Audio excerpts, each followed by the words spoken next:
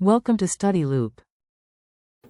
So when a particle of a charge q is accelerated through a potential difference, it gains kinetic energy of value of magnitude q times the potential difference.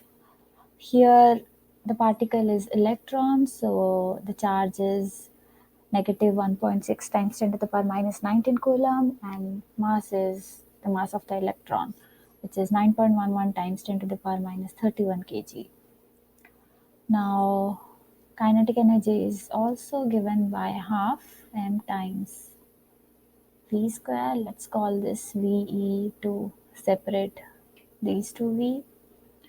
So let's solve for the velocity of the electron now. So this will be equal to 2 times the charge of the electron times potential difference over m, and we have a root over of that, and we find the velocity to be 2.65 times 10 to the power 7 meter per second. Now for the next step, we use Newton's law, which gives force is equal to mass times acceleration. And when a particle moves in a circular path of radius r, its acceleration is given by v square over r.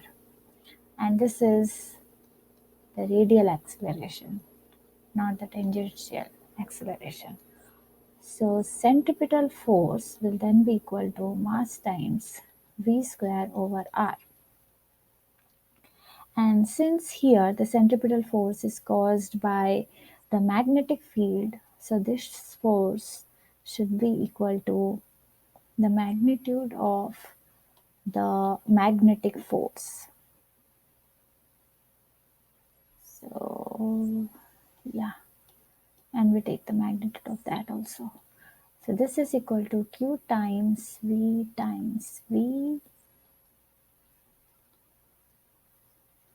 sine phi, and here phi is 90 degree because the velocity and magnetic field are perpendicular here.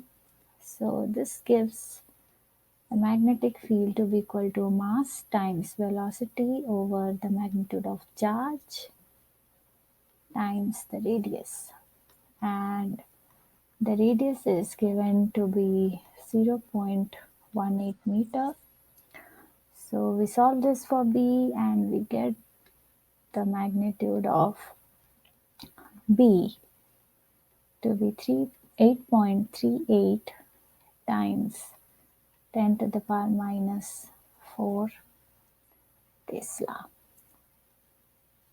This is the magnitude of the magnetic field here. So as you can see here, the smaller the radius gets for the circular path, the larger will be the magnitude of the magnetic field.